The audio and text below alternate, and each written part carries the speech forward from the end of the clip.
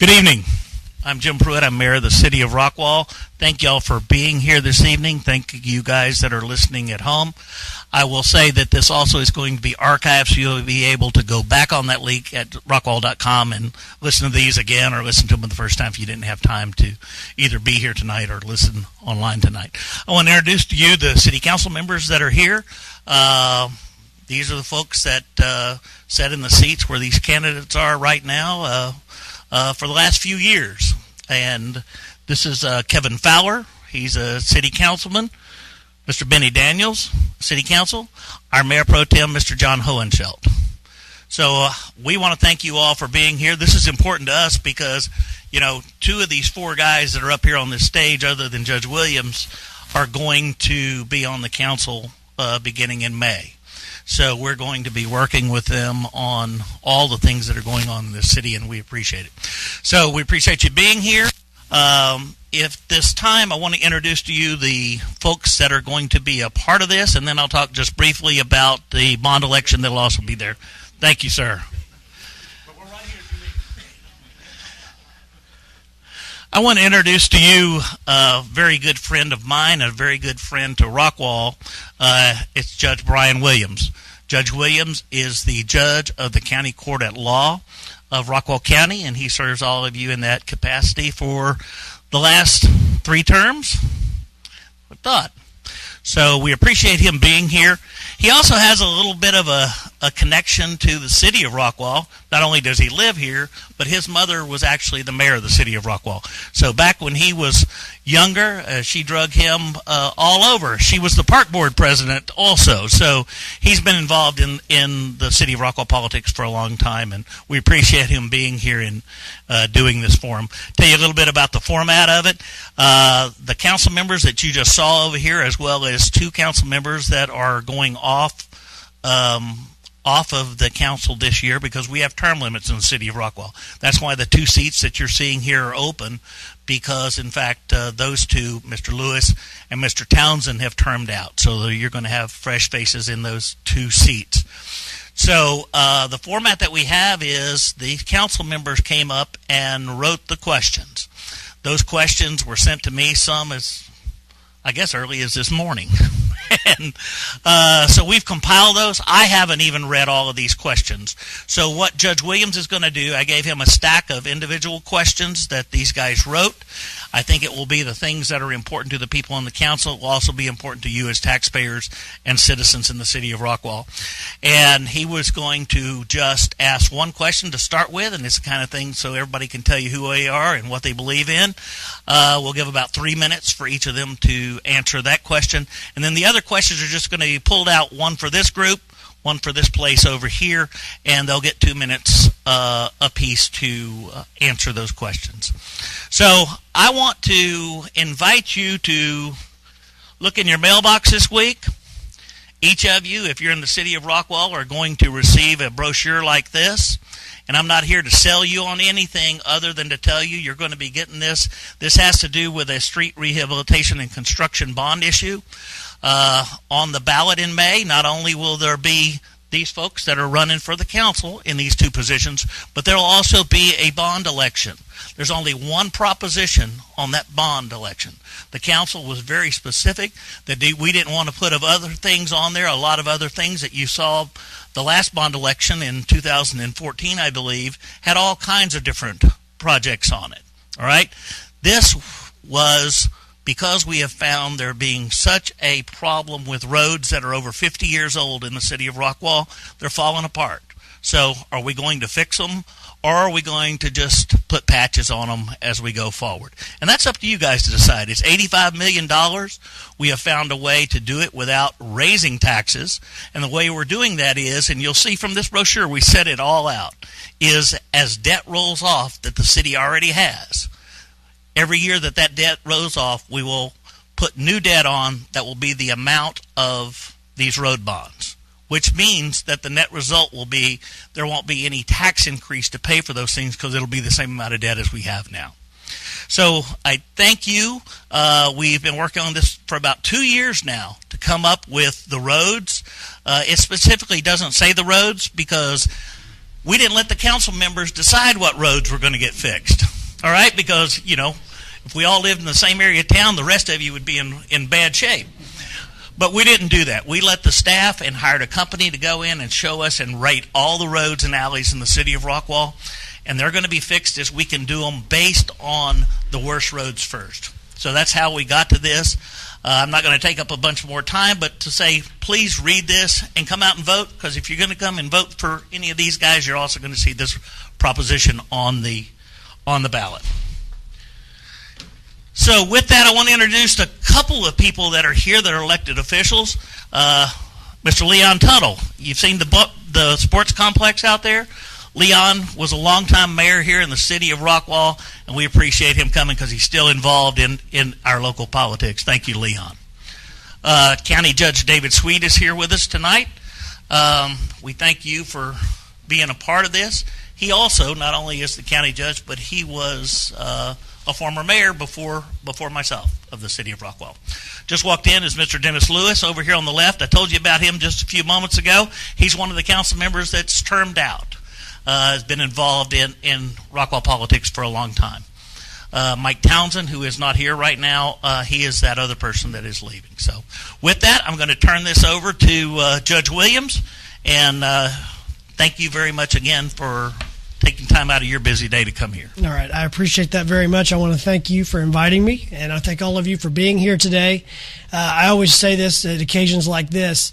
It's not an insignificant thing for somebody to volunteer to put their name on the ballot. So before we begin, we all should give a round of applause to all of these candidates for even taking this step to go forward to do this. All right?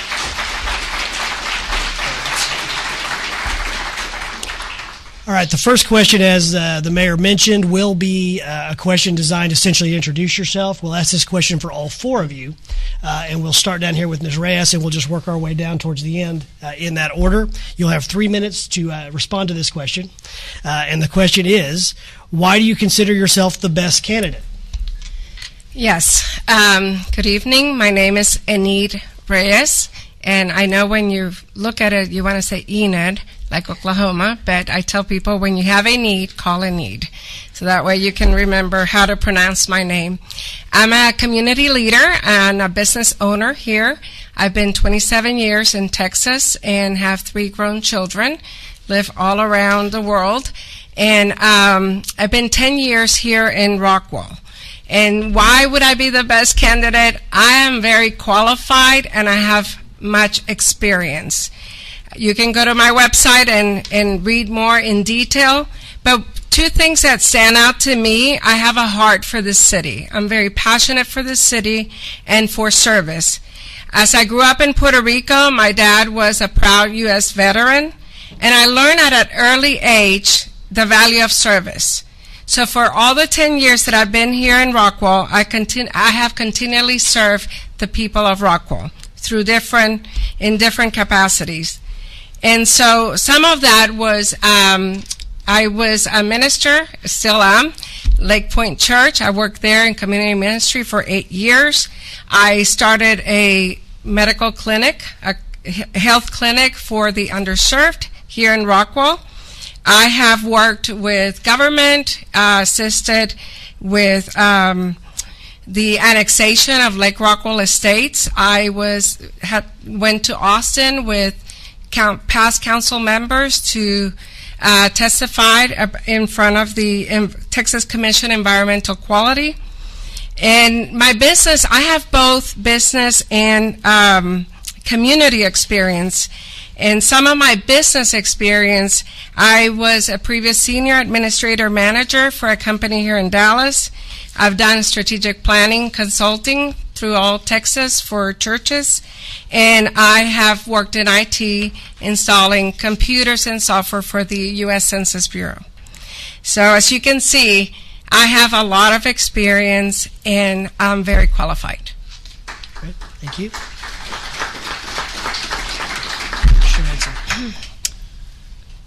Good evening. For those of you all that don't know me, I am your candidate for City Council, Trace Johannesson. This is another step in continued service for me. When I enlisted in the Marine Corps after September 11th, 2001 as a fourth-generation Marine, I felt compelled to serve at that point. And in my time in service, I learned a lot about honor, courage, and commitment. And when I came back and began my career in business strategy consulting, all I've built my career upon has been solving business problems and negotiating office politics to achieve outcomes. I managed an $8 million P&L, which is almost a quarter the size of the city's budget. When I stopped traveling for consulting, which I was happy to do, I realized that I wasn't on a plane every week. I could start getting involved and continue my service here in Rockwall, a town that we all love. So the first thing I did was sign up to volunteer for every commission. The next thing I did was get heavily involved in the American Legion. And if any of you have seen us around lately, you know that the face of the Legion has changed significantly in the last 2 years, and it will continue to change. And I am also involved heavily in the Chamber of Commerce and helped start the Rockwall Veteran Business Alliance within the Chamber of Commerce. When I got a phone call asking me to serve on the Architectural Review Board here for the city, of course I said yes. It was just another step in continued service for me. So besides being a Rockwall High School parent and being endorsed by the Rockwall Professional Firefighters Association here in town, my wife Amy and I live up in Stone Creek. And if anyone has looked at rockwall.com, under the city management page, under links, you'll find an organizational chart. In fact, if you're at home watching this, you can look for it right now. At the top of that chart are the citizens, and below that are mayor and city council, right where they belong. I look forward to serving you as your candidate for Rockwall City Council. Thank you very much. All right.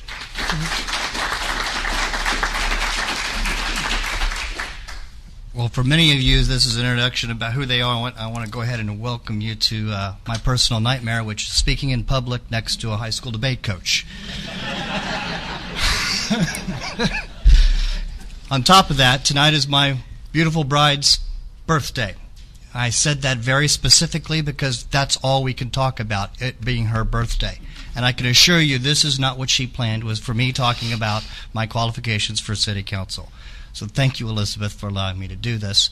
I appreciate it very much. And over there is your birthday present that I told you would finally get.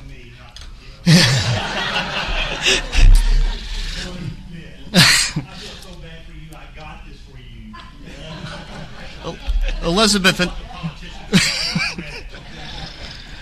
and I chose Rockwall as a place, as a city outside of the city, to move here 16 years ago in 2002. We moved from the Lakewood area of Dallas, and because of the feel, the topography, and the public school systems that we have. We live just north of downtown in an old home that we've been restoring that was the original home of J.A. Wilkerson, the namesake of our stadium. We have one daughter who's 16, who's in a rock band, and an avid troller on Twitter. We are a Rockwall homeowner, and every year, just after Christmas, is my most painful thing, and that is to stand in line at 841 Justin Road and write my biggest check I write every year, which is my real estate taxes. As a homeowner, when you write that check, that one check, which for me is my biggest, you say, what am I doing this for? What am I getting in return? And because of that, I was very conscious in deciding that's how I want to get involved in my city and make sure I'm getting what I deserve for me as a homeowner and for you all back from the city. When I was appointed to the Planning and Zoning Commission in 2005, I currently serve as vice chairman, and I fell in love with the board and commission level of the city. It is where the hard, heavy lifting is done. We grind through a lot of issues. Specifically, last night we sat through several issues that went to 11:30 last night, defending both our Rockwall citizens from real estate investors who want to leave a project that is not there, or defending our Rockwall citizens who need just another shed to put in their backyard. The Planning and Zoning Commission, if you don't know, is the group that recommends to City Council what kinds of sheds, fences, signs, how big, how bright, where they can be, apartments in our city for your neighborhood, industrial, retail, and God forbid, even a Chick-fil-A that may clog up your high school exit. But these are, in fact, what I consider to be the humble servant leaders of our neighborhood, because it is not glamorous, it is not sexy, and but it is so valuably needed input on parks and rec, boards of adjustment, architectural review, and historic preservation. If you're interested tonight to either watch or be here, actively ask you to go online and sign up. It is such a tremendous honor to be able to serve and work in these groups and make a direction and change in our city. I'm running for city council in the election. I didn't want to run an election, but after further contemplation, I realized that an election is the best way for you, the citizens, that Trace talked about. You're hiring me. This is my interview, and I want you to know who I am, what I think, and what I want to do. So I hope you'll listen to the questions tonight. You'll hear what people do, what they have done, and what they can do for you in the very future. Thank you guys very much.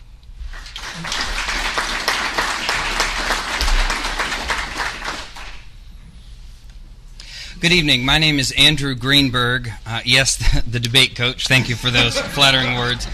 And I can think of no better way. I tell my students this all the time. Start with a really powerful quote that people are really going to like. So without further ado, quote by Thomas Jefferson, and he said, "The way to have good and safe government is not to trust it all to one, but to divide it among the many, distributing to everyone exactly the functions he is competent to perform best." And I think that's one of the reasons why I'm involved tonight, is because, as you indicated, I am a debate coach, but I also teach government to high school students. And one of the things that is so frustrating to see time and time again is students who don't really recognize how to get involved. We know who the president is, but starting down that list, going down the ballot, as it were, we don't know who those people are. We don't know what they can do. And oftentimes these are great people doing great things for our community, but the citizen gets frustrated. We don't know how to get involved. We don't know how to express concerns if we do have them. And so one of the things that I want to make sure and that I want to convey to you all and you guys watching tonight is that this is an awesome opportunity that a lot of times we take for granted, this idea of self-government, and you can elect one of your peers to represent you on the city level. I hear so to answer the question, why am I running? Because I hear when I'm out talking to people for the past couple of years when I've discussed with them, I'm hearing from a lot of people at every occupation, every income level, every neighborhood specifically. In other words, it's not just one group. But they're starting to get a little bit nervous, perhaps. You're starting to hear some people say, well, I feel like we're starting to go the way of another city, maybe a city to our north or a city to our west. And we all still love Rockwall, and that's the beauty of it. And we're excited to see what Rockwall is doing. But in the back of our minds, I think we're all saying, oh boy, I just hope it stays that way. And that's what I want to bridge that gap from people who feel that way, feel like they might not be able to get involved or they don't know how, and really connect them to their city leaders. It's those city leaders that are really going to do the will of the people. And I want to I think if I'm remembering the numbers correctly, it's less than 8% was our turnout for last year's municipal election.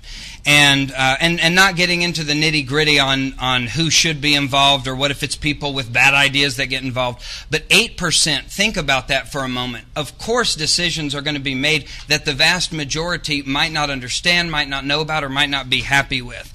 And so that's one of the reasons why I want to get involved, to connect that. Rockwall is changing, and I'm excited for the future. But I want to bring a long-term sustainable growth mindset so that we're not just making good decisions, but people in our community are excited and they feel like they are a part of that decision-making process. Thank you. All right. All right, the first question we will have will be addressed to the candidates for Place 4, and we'll go ahead and start with Mr. Johansson on this question, and then followed by Ms. Reyes. This question is, in terms of economic development in Rockwall, what are the greatest opportunities and challenges over the next 2 to 3 years, and how would you capitalize on these opportunities or overcome these challenges? Thanks, Judge.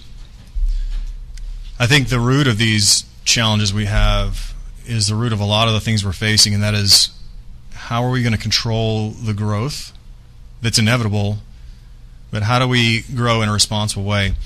I'd like to see more businesses coming to Rockwall. 45% of our budget comes from sales tax. Right? So I'd like to see more businesses come to the city of Rockwall. And as part of my role in the Architectural Review Board, we pride ourselves on being easy to do business with. We're not here to say no. We're here to say yes if, and make sure that whoever comes to our city fits in with our vision of our small town. All right. Ms. Reyes. Yes, I had the opportunity to meet with the Rockwall Economic Development and chat a little bit about the growth, the business growth, and so to me, I think we need that business growth, and because we need the revenue for tax, but also we need a balance between business and homes. So I think the question is, and this is something that we all as a city, as residents, we have, what do we want Rockwall to look like from here to 20 years? And then plan accordingly. Do we want to be a city of families, or do we want to be more business? So that's something that we have to answer. But to me, I think we also cannot forget about open spaces. That's why I moved to Rockwall. I'm a competitive sailor on the lake, and I love the greens and the water. All right, thank you. The next question will be addressed to the candidates for place 6, and we'll go ahead and start with Mr. Greenberg on this one. The question is, in your opinion, what has been the biggest success of the City Council over the past 2 years?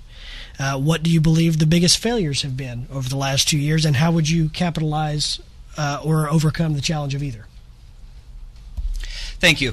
One of the things I'm excited about that our City Council has done is really kind of revamp and really bring Rockwall into a new vision, give us that new mindset, make people excited about it. People want to come visit. People want to come raise a family. And the decisions that are being made are definitely impacting when you see the masses of people moving to our area. People are looking around, and I think that if you are one of the top destinations that people are looking at when they are deciding where to move, you're doing something right. So being able to attract good people, attract good business, I think that's one of the things I would say is the strongest. Perhaps the weakest, I would say.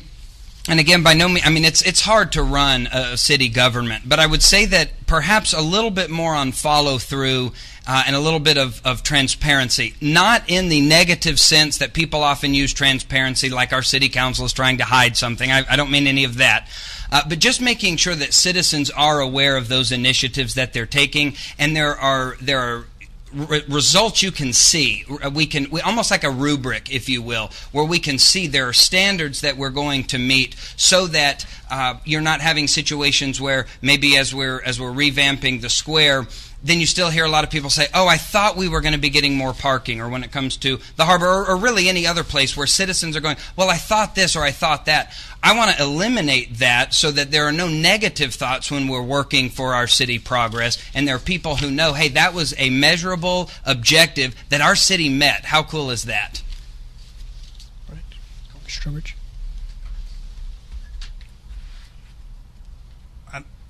Someone described me recently as well, we didn't want to use the word city dork, but an avid follower of city politics. For the past 3 years, I've been to most every city meeting, and you can always pick and choose. I would have liked to have done that. I would have liked to have done that.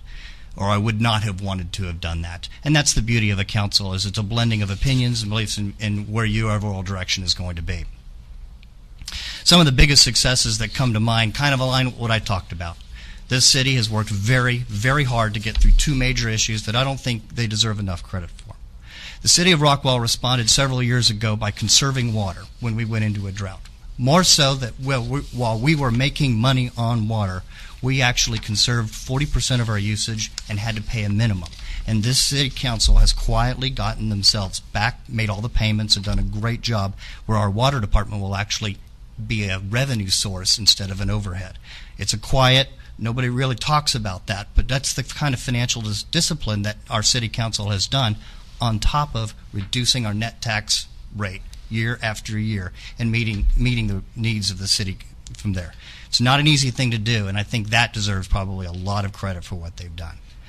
Failure, there's no one specific. And when you're fighting a fire, or you're working at a problem, you grab the biggest one at the front and you work from there. With those things taken care of, I think there are other things that follow on behind. And I think it goes back to my campaign slogan of safety streets and smart planning, making sure that our housing inventory going forward will provide a ongoing long-term revenue source that will not be on the shoulders of our single-family homeowners, as well as increasing the safety in all aspects, whether it be police, fire, or possibly EMT. Thank you, sir. All right, the next question, we'll be back with the candidates for place 4. And this question, we'll begin with Ms. Reyes on this end.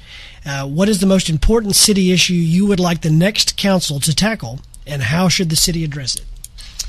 Yes. Well, I think there is 2 big ones for me. It's fixing the roads. And I know that there's going to be a bond put out for election for $85 million. But as a city council woman, what I would do is also work with my fellow council people to see what ways, how can we, if it's possible, start saving money.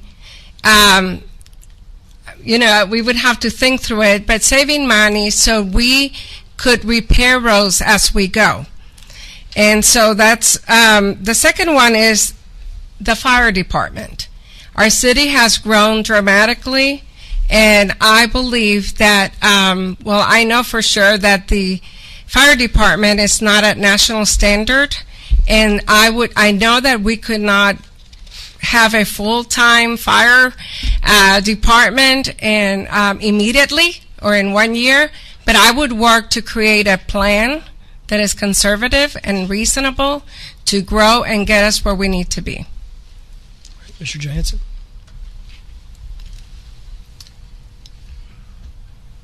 When we grow in the responsible manner so that we can maintain our small town ambiance and our distinctive lakeside character, we've probably outpaced some of the infrastructure, and we definitely have. We spent $12.6 million over the last 20 years on the roads.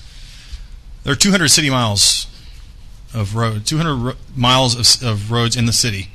As the mayor mentioned in the opening comments about the $85 million bond, for me, the things I like about this bond that we'll be voting for on May 5th when you vote us on the city council are, number one, the shorter term.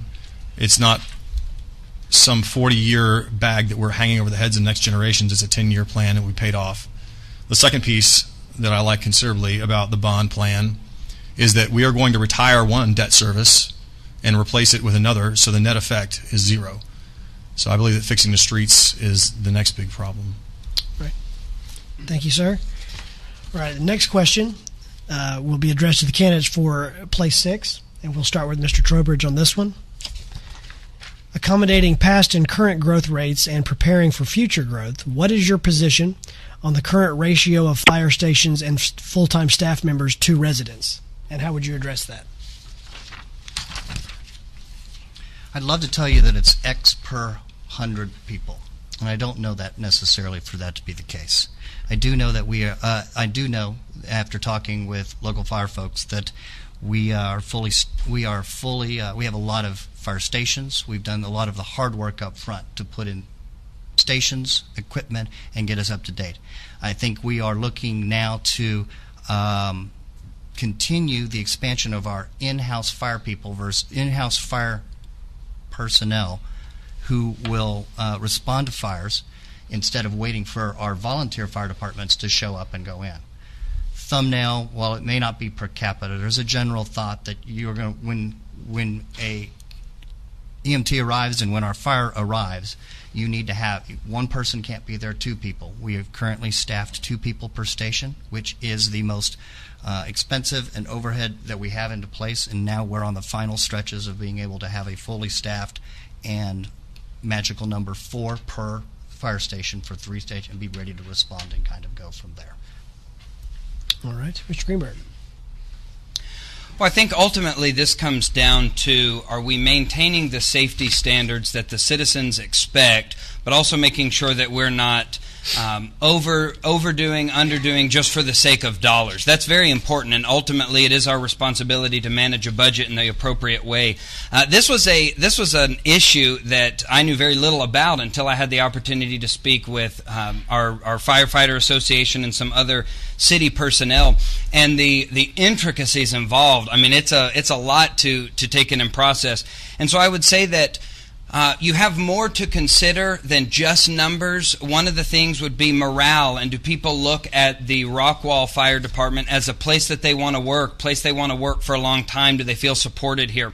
And so ultimately the question should be, can we respond to problems that we're expected to have? I mean, just the other day with the hail that was coming in, and I don't know if you guys were in the area where you started to hear the sirens. I was actually at home with my 10-month-old by myself, so that was kind of my first experience planning for a catastrophe there. Everybody's calling me, wondering what's going on.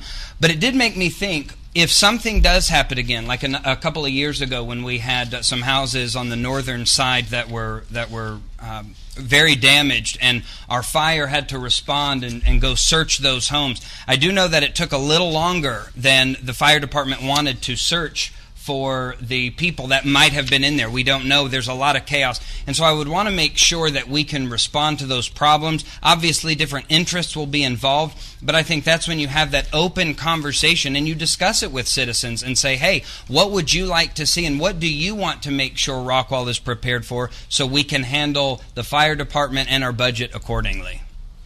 All right. Thank you, sir. Next question, we'll go back to the place 4, and we'll start in this one with Mr. Johansson. And this question, how do you see the I-30 corridor being built out?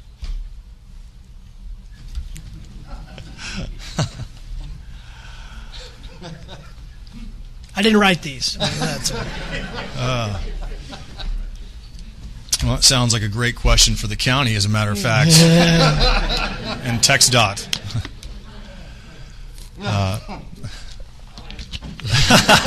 Thanks, Judge Sweet. I see it as responsible growth like everything else, and as elected representative of the citizens here, I'd be a part of the city council and work as a team with all the council members to thoroughly research and analyze the impacts. For example, one of the questions might be, should we involve toll roads? Should a DART rail be involved? I say no.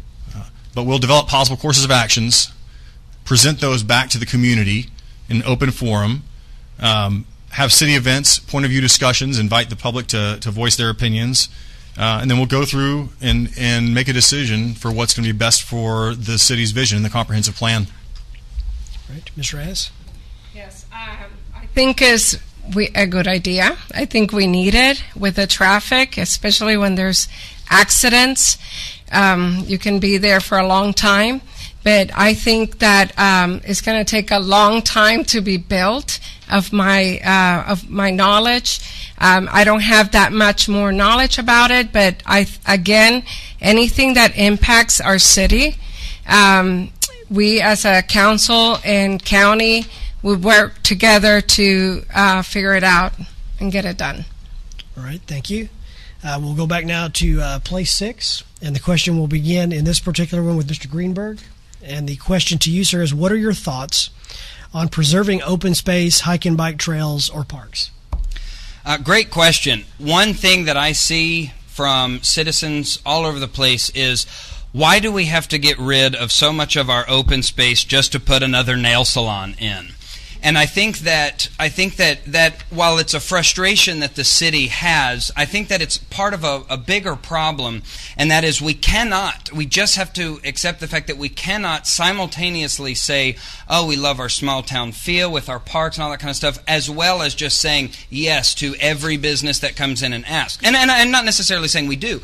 But I want to make sure, I'm a firm believer that you keep a small town feel by maintaining those parks, by maintaining the idea that you're not just going to build on every single, oh, there's a square foot of grass, what can we build there? You're going to have to scale back some of that, and you're going to have to decide, or we're going to have to decide, if we want to maintain certain feelings of how Rockwall is, then we're going to have to say no to some projects. And so I would say, as far as that goes, I think we need to be a little smarter with with what we're allowing to come in, and let's make sure that the citizens, especially in the area that we're going to potentially rip up some of that green space, but let's make sure those citizens know what's coming in there, and then they get to decide, hey, is this something that I'm willing to give up this really awesome park and beautiful area for whatever's going to come in. And I would say that a lot of citizens I've seen in the course of this campaign and talking to, a lot of them almost seem to be on the other side and saying, man, I wish they would have just left it there. So I would be firmly committed to keeping that green space and those open spaces alive. All right. What was the question again? Yeah. The question is, what are your thoughts on preserving open space? In my time serving in the city, in planning and zoning, one of the things that we actually do and have hands-on experience over the prior four years is ensuring that open space goes into every new development, with whether it be a single-family developer or a multifamily developer, or more importantly, citywide. The Parks and Rec Department is one of the largest. In fact, we pay more in this city, not pay. We receive the benefit of programming in the Parks and Recs Department more than than we do in streets as of right now. The programming is fantastic, and we are when people come in and develop, they are contributing and developing and giving parks, open space, and incorporating it into the master plan, comprehensive plan that's online. It's a great thing. You should kind of read it and go and see where we want to put that and want to do. Thumbnail, little bit. We have a minimum requirement of 20% of every master development has to be open space. And so, and there's complicated, but generally speaking, future growth right now with our prior councils has done a really good job of ensuring that we've built in the mechanisms to preserve, grow, and maintain our open space within our cities going forward. I love it. I've been doing it firsthand myself in planning and zoning and want to continue doing it for. All right. Thank you very much, sir. We'll go back now to place 4. The next question will start with Ms. Reyes, and it is, what steps would or do you believe should be taken to partner with the Rockwall Independent School District School Board to support a college and career technology academy to support economic development for the city of Rockwall? Can you repeat that question again? I can. It's kind of complex. All right. What steps do you believe can or should be taken to partner with the Rockwall Independent School District School Board to support the Career and Technology Academy to support economic development for the city of Rockwall? I love that we're going to have a School of Technology because those trades are very needed and we have a shortage. So as a city council, I would work with the school district and see in what ways, sometimes in government we go and do programs for the community instead of asking what they need from us. So I would go and talk to them and see what support do they need from us. And it's an opportunity through the city to promote the school, to promote maybe some programs where the kids can be connected with other professionals or the same trade. So I would work with them in whichever way because we want this school to be successful. Right. Mr. Johansson? This is not just a city council answer. This is a Trace Johannesson, the citizen, answer. The return on investment for a 4-year college degree is in rapid decline. The demand for the degrees is going up with the mindset that the only way to get by in life is everyone deserves a 4-year degree, and I couldn't disagree more. With a high demand and a limited supply, the crisis skyrocketed. There are many, many paths through life. I spoke with Dr. Villarreal a few months ago and said, Dr. Villarreal, what do you think is needed in this youth? And one of the things he said is resiliency. With this career center, what if we had a career center that was designed to accommodate those students that didn't think that spending their parents' money or wasting 4 years for maybe a 34% chance of getting a degree, and of that 28% chance of working in that degree field, what if we had a career center here in Rockwall where we encouraged young entrepreneurs and had grant programs and training, What if we had a funnel into a trade program like a welder, and after 2 years of welding, maybe we had a program by which we could fund a young entrepreneur at 20 years old with zero college debt and experience in welding, has his own business here in town. Wouldn't that be great? We started steps like that already within the American Legion. We have scholarships that go towards 4 universities and toward trade schools. And we've talked about doing Shark Tank type mentoring towards young entrepreneurs. And I think that the combination of our cooperating as city council and within the community ourselves is the answer. It's not solely a government answer. Thank you, sir. We'll now go back to place 6. And the next question for this one, I believe we'll begin with... it's Mr. Trowbridge after that. So the question to you, sir, is, are you committed to adopting the effective tax rate even if some services or plans must be delayed? Well, that is the budget. I mean, that is the budget. I mean, I don't want to be snippet about it. That is exactly what the budget process and this council does each and every year. What is the most important thing that our city needs? What can we afford? And then how do we implement that? Just quick. The effective tax rate talks about the ever increasing value of our homes, which can be good and bad, as we've seen on that tax bill, but good when we sell. And but that's how your taxes are based. And the city of Rockwall has, while values have gone up, has reduced that tax rate to help ebb the increase of the values by reducing their tax rate, the net tax rate. The value's going up much more than this city is ever bringing in. Let's say it that way. And that's what they have been doing. What each council will work through exactly what I talked about in that budget. What is important to us? Safety, our streets, what do we want to do for the future, and plan and go from there. And that's how they'll set out the budget accordingly. Right.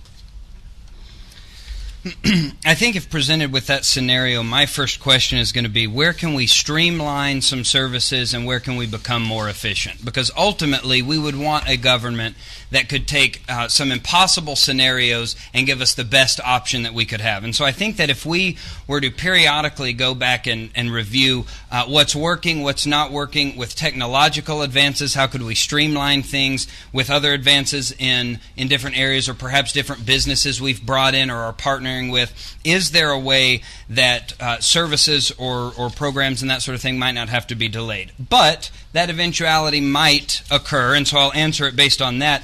I would probably guarantee, aside from if you say you're going to cut your police force or we're going to turn the water off to everybody, most people are going to be vehemently opposed to a tax increase.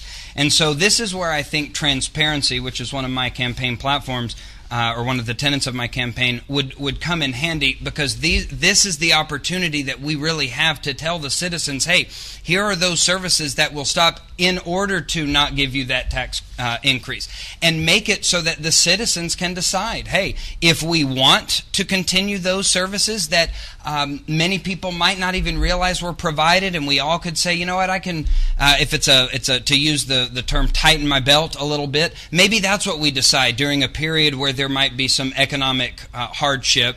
But otherwise, I think that's where we include the city in on that, so that we really know that the decisions that we're making on those programs or services that might be cut aren't going to dramatically or negatively impact the lives of our citizens. All right. Thank you very much, sir. The next question, we'll go back to place 4. We'll start with Mr. Johansson on this question. Regarding downtown revitalization, what's your assessment of downtown Rockwall, and what should be the next step? I tell you what, I think like most of us, I absolutely love what's been done with downtown. I love the fact that between May and October, my wife Amy and I can go out there and have a seat, enjoy the weather right there on San Jacinto Plaza, which used to be San Jacinto Street, and watch live music Thursday through Saturday nights. And while we're out there enjoying the nice weather in our wonderful walkable downtown, we see a half dozen other families that we know. I think it's wonderful. We've got fantastic restaurants. We've got Zanata, Ben 303, all of these in walking distance. As far as what could be done for downtown. I'd love to see us continue the bypass so that we can take the trucks off of Goliad and get them over to John King so we can all walk across Goliad safely. And we can have a real downtown kind of celebration with all the streets blocked off, which you can't do with the state highway. So that's what I'd love to see happen. Shrez? I echo Trace's remark. I love downtown Rockwall. I'm a single person and all my kids are gone. And I've made Sonata, Pier 101, the book club, where I go to dinner almost every day. And so it is a great feeling to go to a place when your family is so far away. My family's still in Puerto Rico. To go and meet people that you know, that it's like family. And I enjoy the music. Even I dance sometimes out in the boardwalk. But I think that we need more restaurants. Sometimes their Sonata is full, then Pier 1 is full, but it would be nice to add another restaurant there. And so I think that more events that we could do in the square would be great. All right, thank you very much. We'll go back now to place 6, and we'll start with Mr. Greenberg on this question. With the influx of recent rains and flooding of the Lake Rockwall Estates area and its residents, in your opinion, what financial and other resources are needed to properly meet the needs of these affected residents, and what can the City Council and City of Rockwall do in that situation? This is again another very complex answer, and I will openly say right now that there is a lot of research that as I started running that I've been working through, and at this time I wouldn't say that I have the perfect solution that I could give everybody.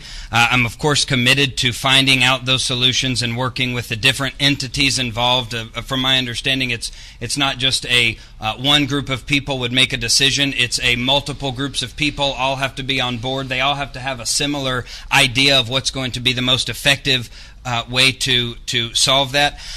One thing that I'm thrilled with is how our community steps in to support the people in Lake Rockwall Estates, and I think that would be something that if we can't seem to figure out a quick solution as a city council, then we need to do whatever we can with our city services that can go in and help out those residents. But again, to stop it from happening in the future or to fix the problems long term, I would need to do a little bit more and understand from the different entities involved how we go about making that happen. All right, thank you, sir. Mr. Trowbridge. Lake Rockwall Estates was originally developed as a private development. It was done to benefit a company that's job was to put houses in, charge them water, and then make money on that water over a long period of time. It was built in an unincorporated part of Rockwall County for a long period of time. And hats off to somebody filing saying, this is our community, we're going to take it in, and it was annexed. Right after annexation, our city then started providing water service to these people, giving them the kind of economic relief that these people did to be a part of our city, and going from there. Because it was developed without any sort of long-term vision, guidelines, or expertise, let's be frank, a lot of these houses were not built to code that would be in existence today in our city. But now that we've annexed, this is our city.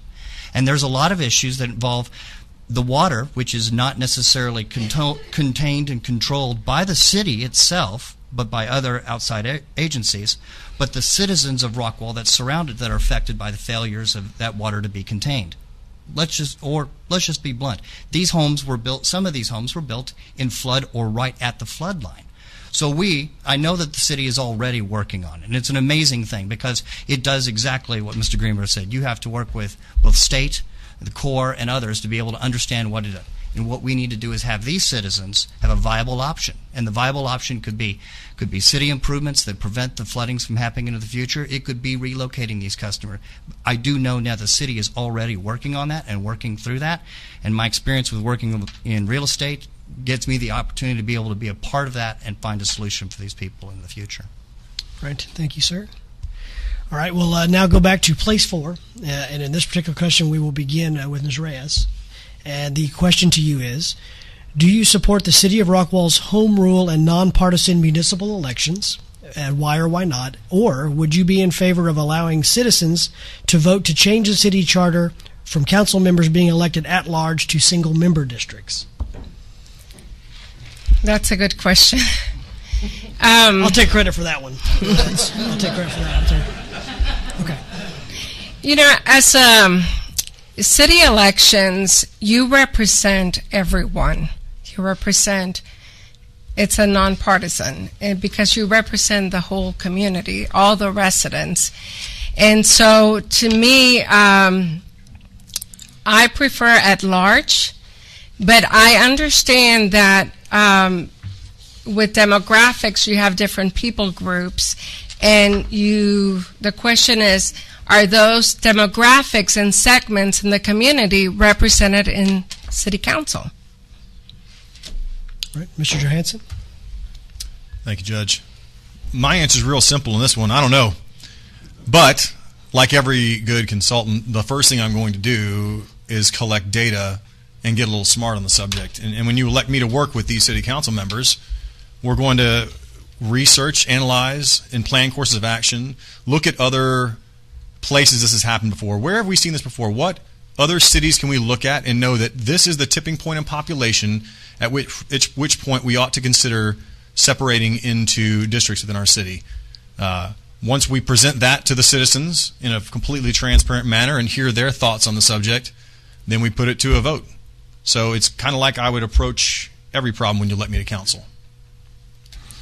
All right, thanks. It's 6:50 now. We're going to take about a 5-minute break to get a drink, let these candidates rest for just a moment, and then we'll come back. We're going to end this by 8 o'clock this evening, so for your planning.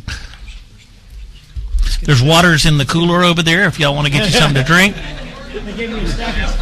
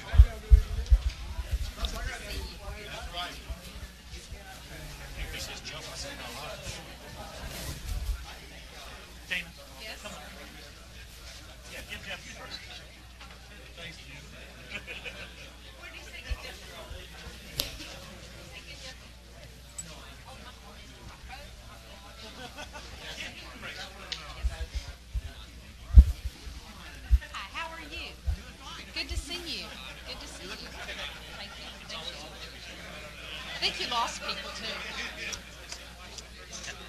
We lost some people that. 7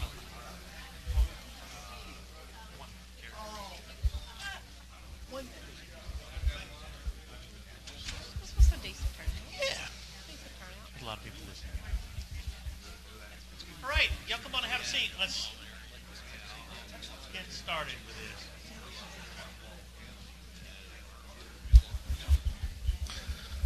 Is that Patrick's wife that says vote for Patrick? Yeah, Okay. I think it's her.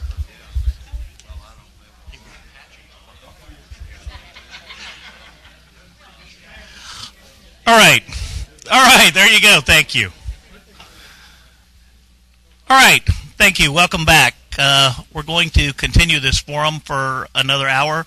I will introduce to you the lady to my left here. This is Council Member Dana Macklick. Thank you for coming. Thank you. All right, Judge Williams, it's all yours. Thank you, sir. All right, we'll go back now to the candidates that are running for place 6, and we'll begin with Mr. Trowbridge on this question. Sir, would you support or oppose a city-financed convention center, both the construction and operation? That's an interesting one. There are a lot of surrounding cities in the Dallas area that already have their convention center. The city of Garland has one I could name off the top of my head, and also along the Mid-Cities area as well. To be able to fund and build for one of those, the idea is that it can bring in a lot of business, and I'm not always sure that I have seen those economically in my career as a real estate lender, an investor, that those actually benefit cities as much as they initially purport to be able to support the issuance of bond and the increase in sales tax. Could is the answer, but it would be something that my experience in real estate would probably make me less than maybe a bit skeptical into the long-term economic viability of it. All right. Mr. Greenberg.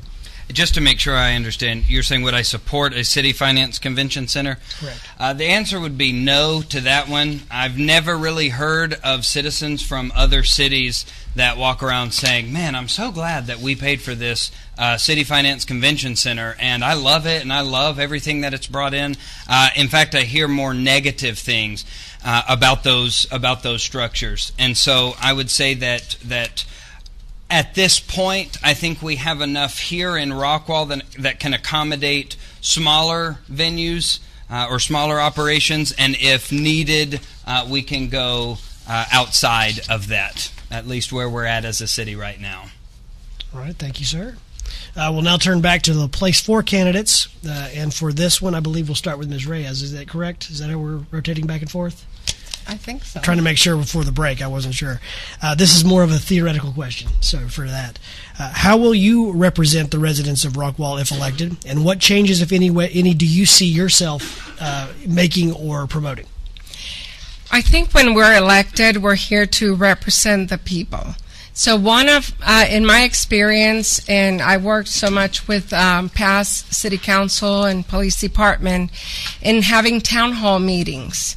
And we did them all around. I worked at Lake Rockwall Estates and through the annexation.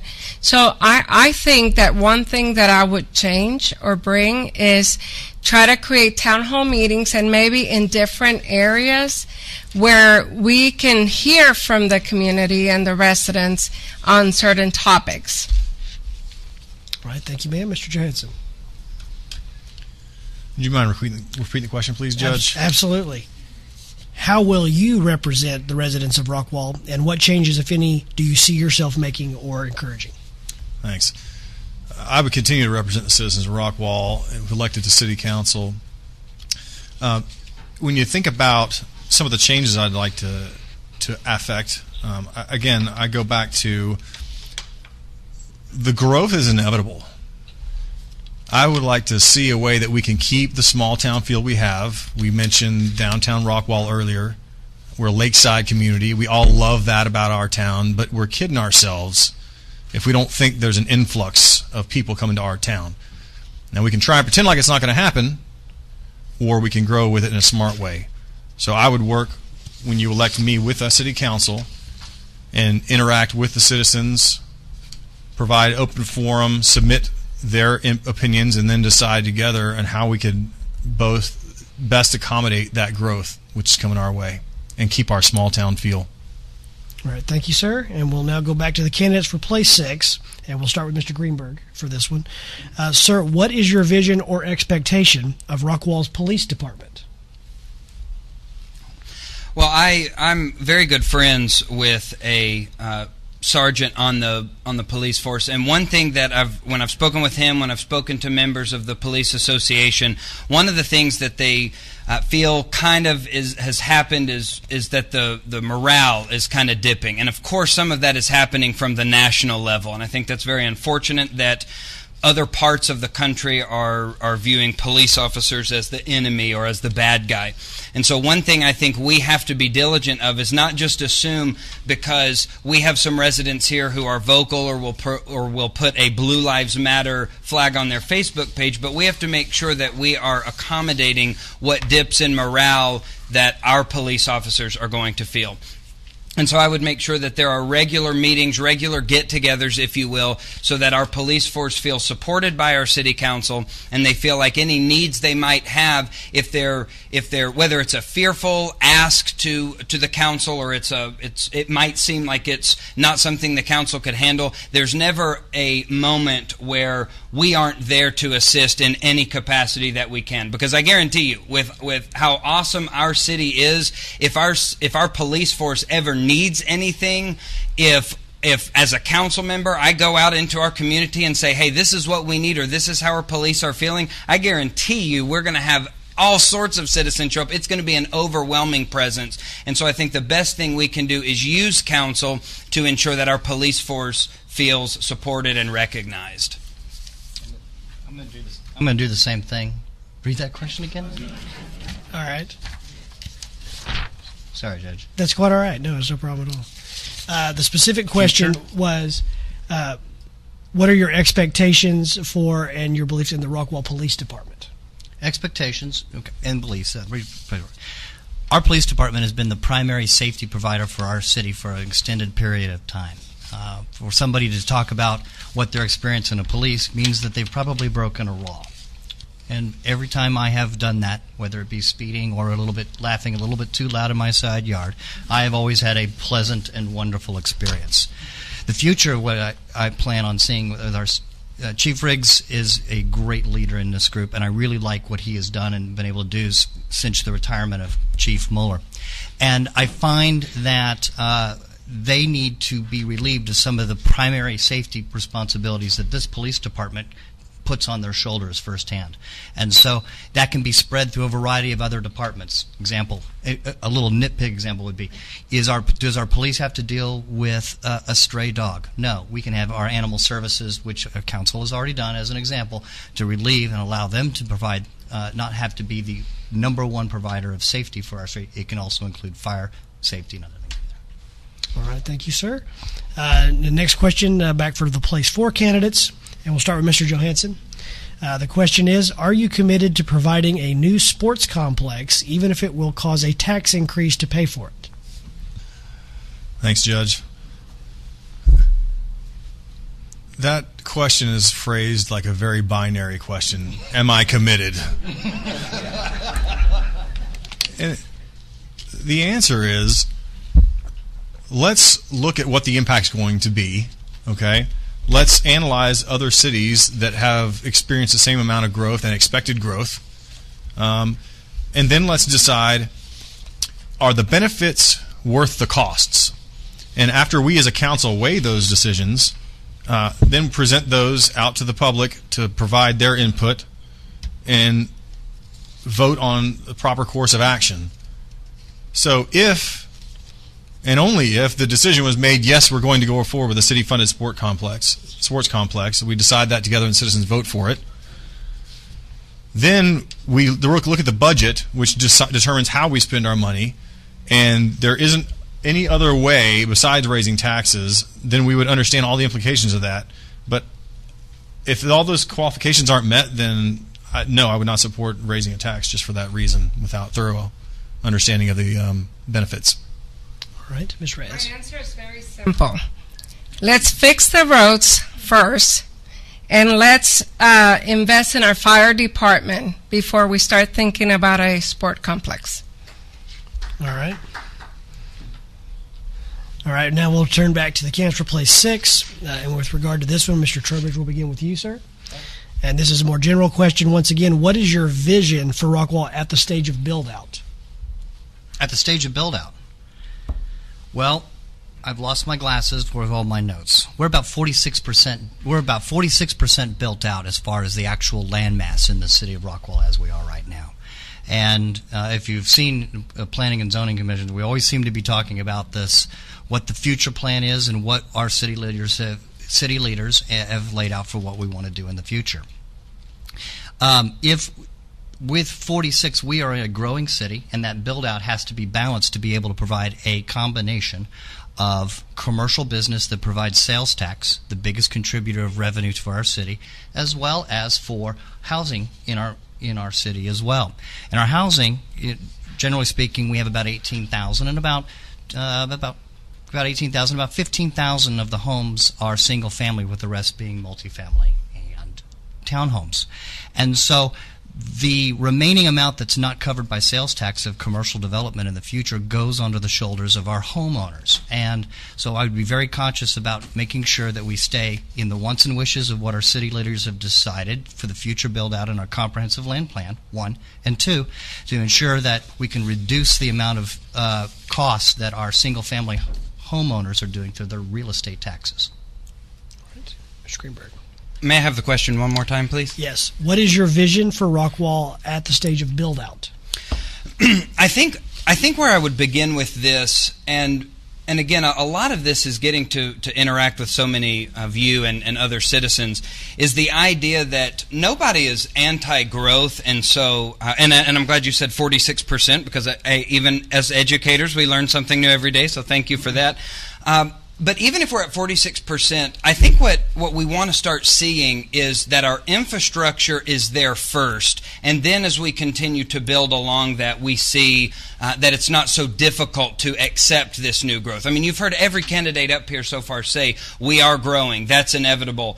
Things like we can pretend it's not here. And I think that's absolutely right. And so I think we have to be conscious not just of what we want to see, but are we planning in such a way that we're accommodating for that? So once we get to 100%, or once we start growing more and more, we can confidently sit back and say, boy, this is so exciting, and it's not going to negatively impact our traffic and our congestion and our problems getting from point A to point B. All right. Thank you very much, sir. All right, we'll turn back to the candidates for place 4, and Ms. Reyes will begin with you on this one. Regarding recent concerns and suggestions related to the safety and security of children and students at Rockwall Independent School District, how do you envision the city working with the RISD, and what areas of collaboration would you see? Repeat that question. Sure. Regarding recent concerns and suggestions related to the safety and security of children and students at RISD, how do you envision the city of Rockwall working with RISD, and what areas do you see for collaboration? Well, I think the Rockwall ISD needs, and I know they have a plan in regards to this matter, but as the city, we have our police that we can that are present, I know, at the schools, so we can use our police force to be working with them in regards to this. All right. Mr. Johansson? With regards to the safety in the RISD schools, Chief Riggs is doing an outstanding job in the police department. I would expect that he's already thought about these things. In fact, I know as we get parent emails from the high school about what they're doing, but I trust that Chief Riggs and RISD will figure out how to do what their plan is, and look to City Council if they need any further resources. And I would support and trust in their expertise in that matter. All right. Thank you, sir. Back to the candidates for place 6, beginning this time with Mr. Greenberg. The questions to you, sir. As we know, combating crime requires the effective cooperation between the police and local residents. As a candidate, what do you believe is the responsibility of the local residents to combat drugs and violence in their neighborhoods?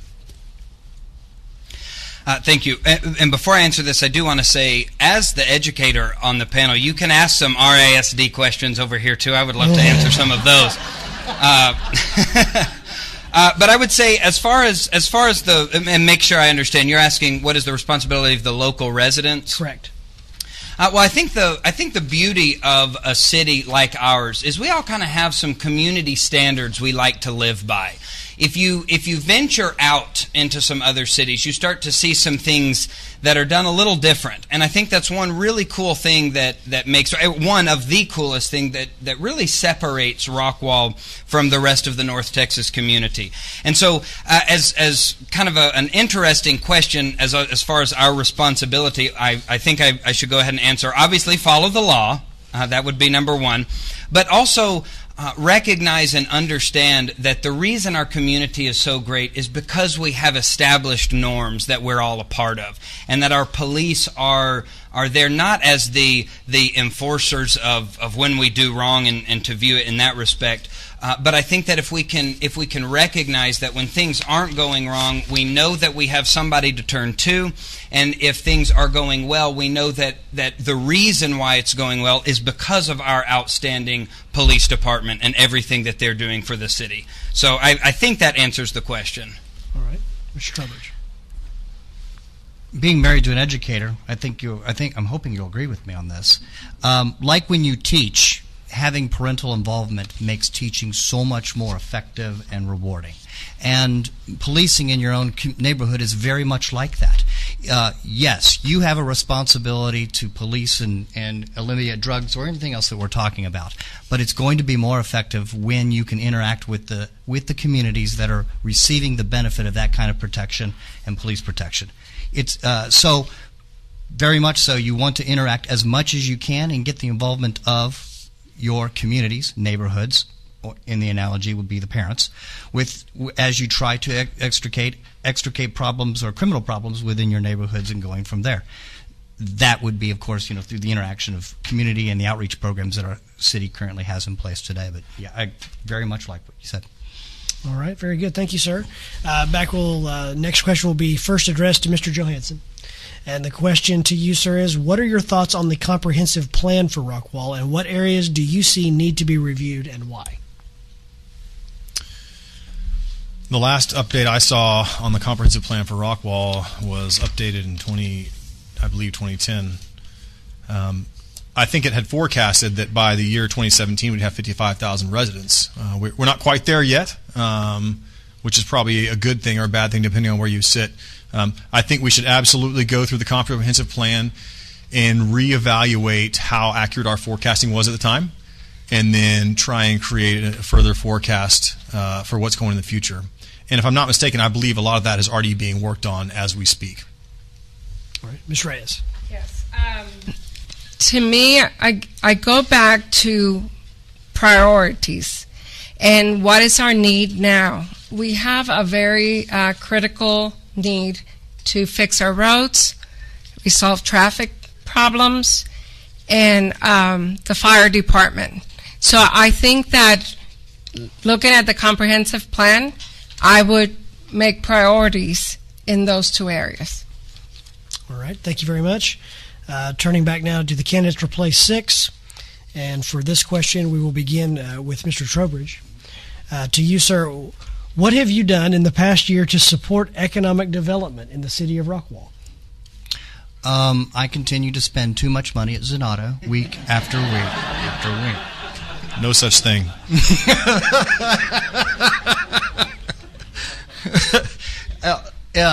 Economic development, I think we alluded to it. I started alluding to it earlier, that most people may not realize that we actually receive more revenue in sales tax revenue than we actually do in property tax revenue.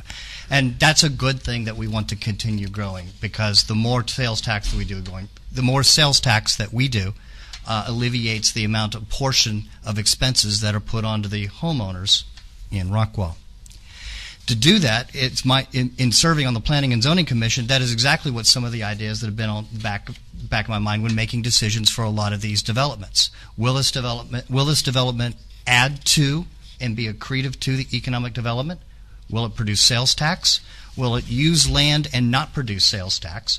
And will it provide adequate housing and appropriate housing for the future citizens in Rockwall today? Hands-on board-level experience that I kind of opened up with for the past 3 years. That's what I've been doing. Thank you, sir. Mr. Greenberg. So I think that's true. All the new restaurants. Bought my political signs from Signature Signs right here in Rockwall. So supporting those local businesses there. My Mesquite ISD colleagues I bring here because Rockwall is just so much better, and we have the harbor that we get to enjoy now that the weather's getting nice, especially. And I guess I could go ahead and say, too, with the speech and debate team that I teach, we actually did our speech and debate banquet this time last year. I think I'm still in the year time frame. I think it was like May 8th that we did that, so I'm still within the year. We had our speech and debate banquet here. So, of course, that's just a little drop in the bucket. But as far as helping with that economic development, I think just living here, we had my wife and I had a daughter. Like I said, she's 10 months old, so I have really felt the squeeze on the budget there, and a lot of that money is going to different areas in Rockwall. So that's what I've done for my part, and I just encourage people, and when people are looking for places to live, especially the young teachers that I get to interact with every day, and they say, they ask, where do you live? And you say, I live in Rockwall. And they say, oh, don't you hate that commute? And you just get to say, it is so worth it. It is worth the commute wherever you have to go. Thank you. All right. Thank you, sir. All right. Returning now to place 4. This question will begin with Ms. Reyes. And this question is, how do you believe the City Council should get the community involved in council meetings and local government, in particular, reaching out to the Latino or other minority populations of Rockwall? Good question. Very appropriate. I thought you might say that. For a Latina. I think in my years working in Rockwall with the community and government and law enforcement, the county, we did so many town hall meetings at the Lutheran Church, like Rockwall Estates, and for the Latino population, for the city officials to come there, it really meant a lot. And at first they were fearful of what if they come here and they didn't maybe master the language. But once these officials went down there, and they're human beings as they were more engaged in coming here and learning more about where to ask for a permit, deal with the water. So I think for that population, the town halls is very effective. Judge, did I trouble you to repeat that question real quickly, please? I believe, yes, I can. How do you believe the City Council should get the community involved in council meetings and local government, in particular reaching out to the Latino and other minority populations of Rockwall? Thank you. I believe that reaching out to the Latino community and any population, for that matter, starts with come to the public forum at the City Council meetings. Twice a month, we're in this very room. The agenda is published. The mayor goes around and asks for input from the entire gallery. Watch him do it several times. That's the best way to get involved. Barring that, maybe you've got kids at home. All the City Council meetings are broadcast live. This is being broadcast live right now. I recently, a couple of weeks ago, had a bunch of teenagers at the house, and I was grilling, but up on the big screen we had the City Council meeting, and I got to watch some pretty lively discussions from the safety of my living room. There is social media. A lot. This particular event was posted on social media. Lori Dodd does a great job of keeping all the public relations between the Blue Ribbon News and all the social media outlets. So that's how we're currently doing it, and I think we should continue doing it that way. That's how we engage with the public. Right. Thank you very much. Next question will begin with Mr. Greenberg. And this question begins, what opportunities do you see for regional collaboration with the North Texas Municipal Water District? And what is your vision for the city of Rockwall regarding local appointments and their positions supporting the city? Well, I think that especially, and we'll talk about the water district for a minute, especially with what just happened and the hype that's been going around with that.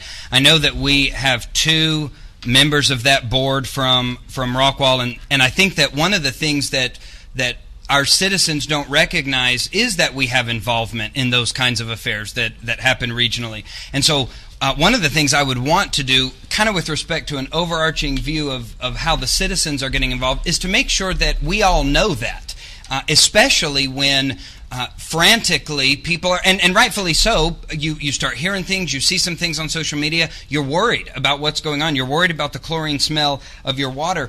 And I think that it would be really comforting to know, hey, you've got some people in Rockwall that are there on that, and we are working toward a solution, we are finding that, and we're going to get you that information. It's just another step in the process of how the citizens' minds can be put at ease and how our residents can feel like they are really being represented.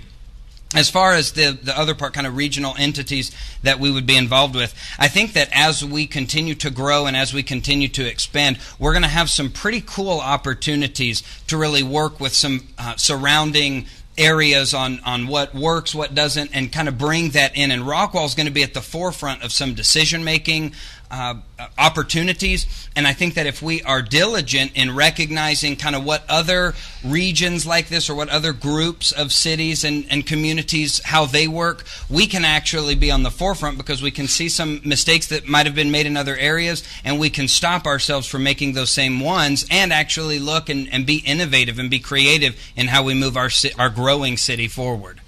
All right. Mr. Trowbridge. Second part of that question, I got the water. Second part of the question is, what is your vision for the city of Rockwall regarding local appointments and their positions supporting our city? Well, I think I'm going to go in reverse, if that's okay, guys. I think I opened up saying, please go to the city of Rockwall, get involved, join a board or commission level, and be involved in the city and have your input. It is the servant leadership platform for this city in the way that it grows. My wife is going to roll her eyes, so she's going to look down. But the way that the North Texas Municipal Water District charges for water is they have a base rate, and then they charge on top of a base rate for the amount of water that you purchase and then sell. When we had our recent drought, the amount of usage for us dropped below that base rate, where we had to pay for more than we actually were able to sell and made a hole. Other cities had this same sort of issue, and we're having to work with other municipalities within this district now to be able to adjust and more what we consider to be more fairly represent the cost associated with building the infrastructure that this district has to bring the water in and to serve all of us without putting too much load on those that either A, show conservation by reducing the amounts or B, fairly allocate the cost to the underlying municipalities in which they're involved from there. Right. Thank you very much, sir. All right. Turning back to place 4, Mr. Johansson, we'll begin with you on this question, sir. Are you in favor of the city providing incentives to specific retail businesses to draw them to the city? Like most of my consulting answers, the answer is it depends. I don't think that we've had to offer incentives to date to get plenty of businesses here. I know that we recently turned down a company that wanted to move here because they wanted a significant tax break. And like Mr. Trowbridge mentioned, sales tax is 45% of our revenues. It's $16 million this year. So I would want to really understand what made that company different and why we should consider lowering our standards for them when there are many other companies knocking at the door to be involved in our town. All right. Ms. Reyes. Yes. Going back to the last question, the positive thing, if you elect me, you'll have a built-in translator. So that's a positive. When I met with the EDC, Economic Development Corporation, they share with me that they do give incentives for the right business, and I think that's the key, the right business to come to Rockwall. So to me, I think we need to create, I'm always about win-win, is create a win-win where we get a manufacturer or corporation here, and that create jobs and revenue for us, for the city, and also they win. All right, thank you very much. Next question, beginning with Mr. Trowbridge, and this is a very direct question. Oh, no. All right. Can you commit, or how will you commit to this job with your time demands as it requires to do the job effectively, and does your schedule allow you to attend meetings on a regular basis? Before I ran for election, running for election as we speak, that is a very important question, because that was one of the big things. I'm not doing this. I wanted to continue to do this, but had some hesitation about the amount of time. I'm currently serving on the Planning and Zoning Commission and already do nearly 20 hours of work per month already to serve on that. The Planning and Zoning Commission meets just as many meetings per month, and a lot of the detail and hard work is done outside of those meetings in preparation for those. While there is a broader myriad of issues that are brought before a city council, these have also been vetted by the hard work at the board and commission level that allows me to put in the same amount of time and effort that I do have in my full-time job, and allow me to bring that experience into that on a broader base that have already been vetted by the citizens of Rockwall and the board level. All right, Mr. Greenberg. Well, you asked a question about time to a teacher, and one of the best parts of being a teacher is coming up in just a few short weeks, and that is having summers off. And I say that kind of in jest, kind of not. I view that as an awesome opportunity to serve as an educator right now that could then devote a full-time position to the city of Rockwall. Now, that answers what am I going to do during the summers? Obviously, we have an issue with the rest of the year, right? Well, no, because this is something that I'm passionate about directly. You could ask my wife. There are times that I'll be reading an article about something that's happened in Rockwall or another city, and my wife is sitting there saying, your daughter's doing something brand new that she's never done before, and sometimes I have to remind myself, oh, okay, I need to put that down for a few minutes. And so as far as the timing thing goes, I mean, I'm already thinking of good ideas in anything that we're kind of considering as a city. I've got a blank slate of students that I can give, and on our local government lessons, we can say, hey, how would you respond to this? And so I think there are going to be ample opportunities to really use practical ways to give my time and my services to this city that I think are an advantage that would be to the citizens of Rockwall. All right, thank you very much, sir. Next question will be directed initially to Ms. Reyes. And ma'am, what has Rockwall done well in balancing the needs of its neighborhoods and development communities, and what do you believe has it done poorly? Repeat the question again. Sure. What has Rockwall done well in balancing the needs of its neighborhoods and development communities, and what has it done poorly? Well, I cannot speak about what it has done poorly, because I would have to assess all the communities they've developed. But one of the things when I drive and I go to different communities, that they have green spaces, they have parks. I think that is really good. I was in the Architectural Review Board several years ago, and I think one of the things that we pride ourselves in is keeping the quality of developments, and I think that is, to me, a great asset. And so, what was the question again? What has Rockwall done well in balancing the needs of its neighborhoods and development communities, and what has it done poorly? Okay, so I think, to me, the balance of, first, the quality of development. We have a standard, and I think that is good. And also the parks and open spaces in some of these communities. Just backing up to a comment made earlier, cuando yo estoy elegido, yo puedo traducir también. When I'm elected, I can also translate. But what I would like to say in response to the question is that some of the things that Rockwall City Council has done well regarding developers is work in a neighborhood such as mine, like Stone Creek. I know for several years they went back and forth talking about the housing density. So I think we've done a fairly good job of maintaining the low-density housing, which creates families that want to put roots down in the city, and that's what we want for the longer term. As far as things have gone poorly, I can't think of anything offhand. I think that probably there were some opportunities in the past we keep going back to infrastructure that probably could have done better, but frankly, that's in the rear view, and I know that playing Monday morning quarterback is really, really easy, and I know that when you look at the number of problems you have to solve, you've got to prioritize. So I don't have much to say about what could have done poorly. Thank you. All right. Next question will be directed initially to Mr. Greenberg. And this question to you, sir, what is your opinion on rezoning property for the purpose of building unrestricted multifamily housing? You will not get a quick speech in Spanish. I do not translate. I'm hoping my opponent doesn't either, so we're equal there. That's a place 4. Okay, place okay, 4. good. So there's no built-in advantage then. Okay. Just making sure. Okay, so multifamily housing, can you repeat that? I'm sorry, Sure. I distracted us all. What is your opinion on rezoning property for the purpose of building unrestricted multifamily housing? Well, I would first say unrestricted multifamily housing. That sends up a red flag to me right away. I know we've been discussing tonight that as decisions would come across the desk of council, we would review each one. I think that's prudent. I think that's what a council's job is.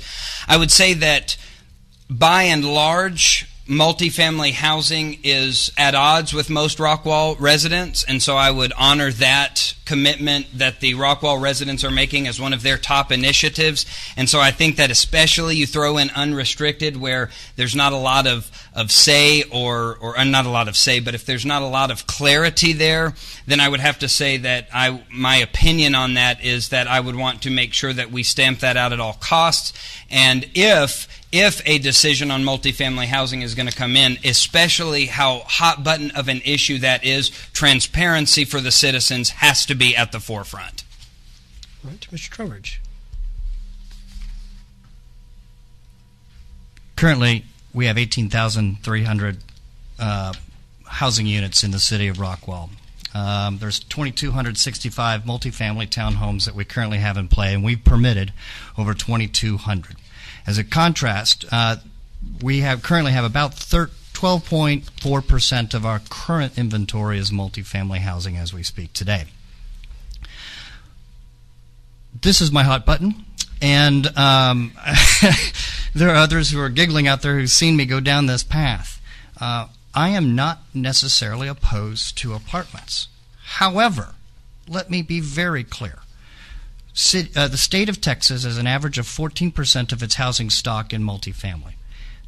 Urban areas like Dallas are 41%. Nationwide average is 35%. Our current average of 13% is coming up on what some of our surrounding bedroom suburban communities are.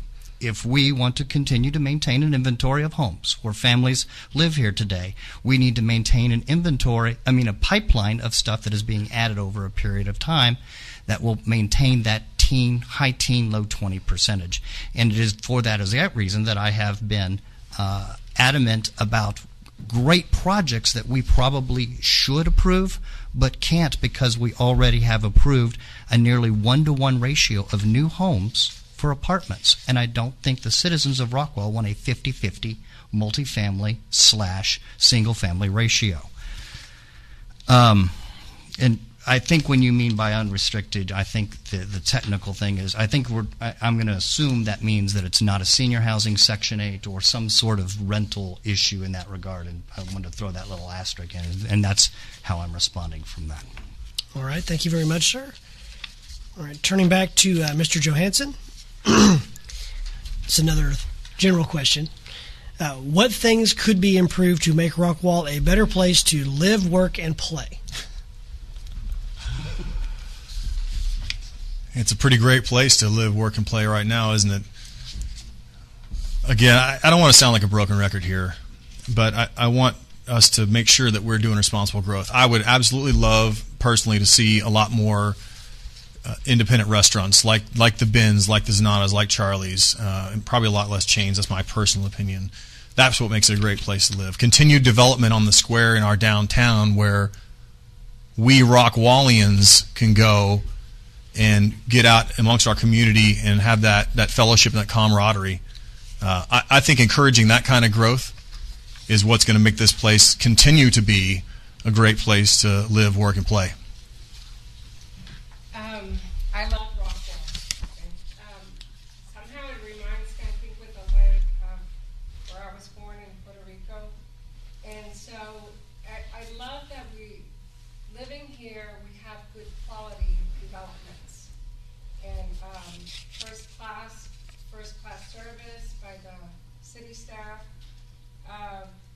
It's nice that you can work and just drive 2 minutes or 3 minutes to your workplace. I work from home, so it's kind of nice. And play. We know how to play. We have so many events and the concerts in the lake. But one thing that I would like to add, I spoke to Mayor Pruitt, is maybe do a mayor regatta at the lake. Because our lake, the sailboat is in our logo. So I think we could use our lake more for fun. All right, very good. Next question, similar to this one was just asked. We'll start with Mr. Greenberg. If you were writing the description of Rockwall to attract businesses or people, what are the highlights you would want to include? I would want to include lakeside community built around family and built around an idea that this is a community that if you were going to come to work, come to live, come to send your children to school, you're not going to go wrong with Rockwall. And not only is the community thriving, business works, you've got a great selection of restaurants, and we're hoping to bring in more, of course, but that it's something that you can actually be a part of. Rockwall doesn't feel yet like it's already completely established without a way to get involved or be part of that something new. And I think that's what's exciting. That's why, if I may, that's why my wife and I decided to move back against everybody saying, oh my gosh, you're going to live in the same city as your parents? Yeah, because they were right in moving here. When I started high school, I had the opportunity to graduate from Rockwall High School. And so I think that if you develop that sense of people want to move back here, I would add that little descriptor too. I'm kind of all over the place with some adjectives, I know, but I would want to make sure that people knew that this was a place that you're going to come visit and you're going to want to stay. Bringing business to Rockwall is an important thing, and if I were highlighting the benefits that the city of Rockwall had, I would highlight its young, intelligent, well-informed, and educated workforce. I would talk about the housing stock that could support that kind of business, and when it comes in here, and when that business arrives, you will have an in-place, in-house workforce that will both benefit your company and the surrounding city as well. It would be a great investment for any large commercial organization. All right, thank you very much. All right, next question, and we'll go back to place 4, and we'll start with Ms. Reyes. This question is, what do you think can be done about the frustration of our citizens with the Rockwall Central Appraisal District? And do you support the removal of the Chief Appraiser, Patricia Davis? That's a mayor question.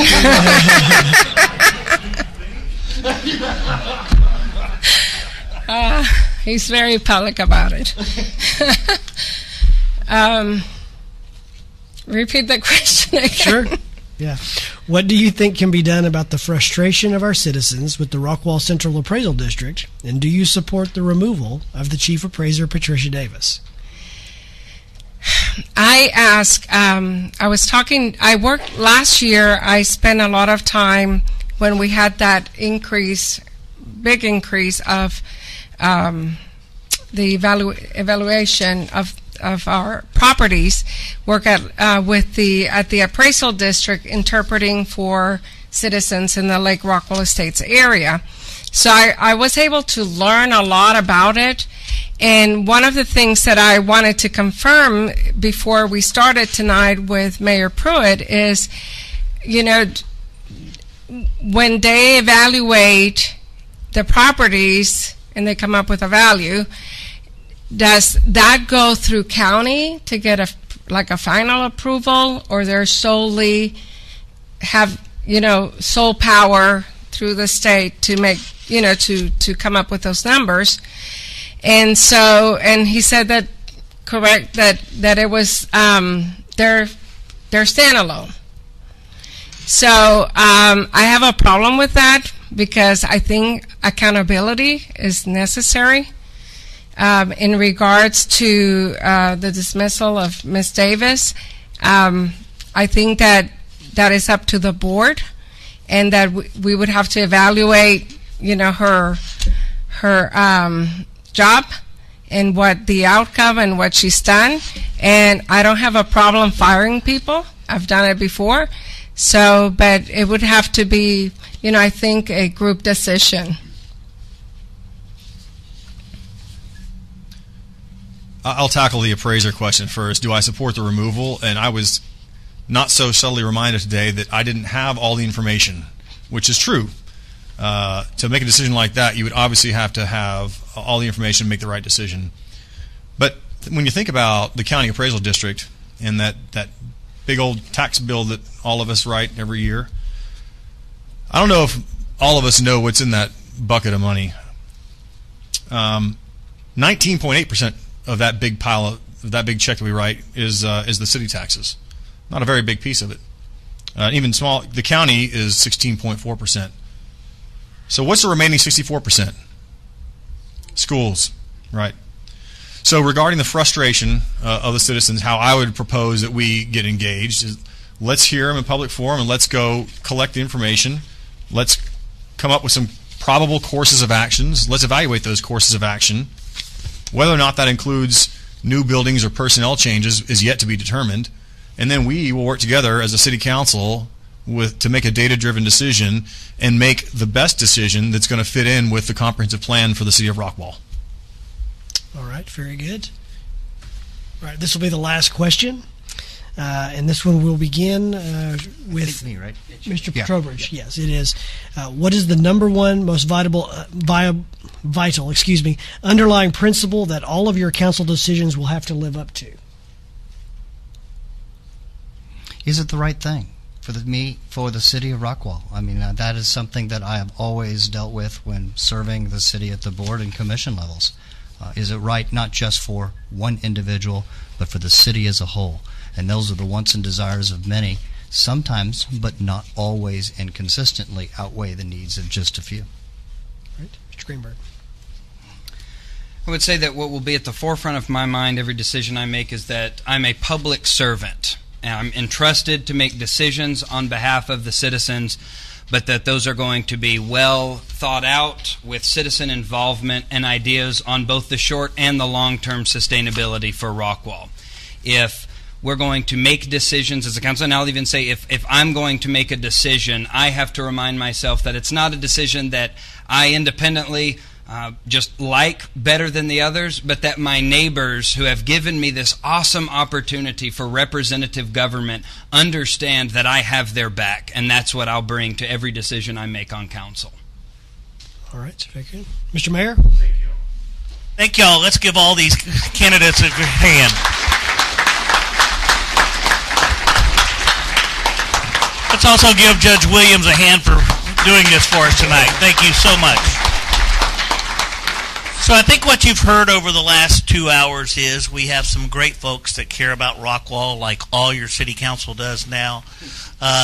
We want to make this the best place that we could possibly live. This is the best place on the planet for us to live. And I just want to tell you, our hearts go out to all the people that were affected from last Friday. We probably have over 100 houses that were damaged in some way. My own, I'm actually out of my house now because of all the damage that we had Friday.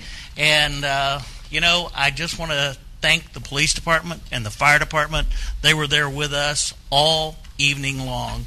And with patrols on Saturday, they kept... You can't keep the roofers out. I'll tell you what, we had more roofers in town this week than I have ever seen in my life, and they came from all over the United States to hit this area. I do want to end with, Joey, you had this? Yeah, please remember early voting, April 23rd through the 28th. At various times, and that'll be anywhere around the county that's an early voting location.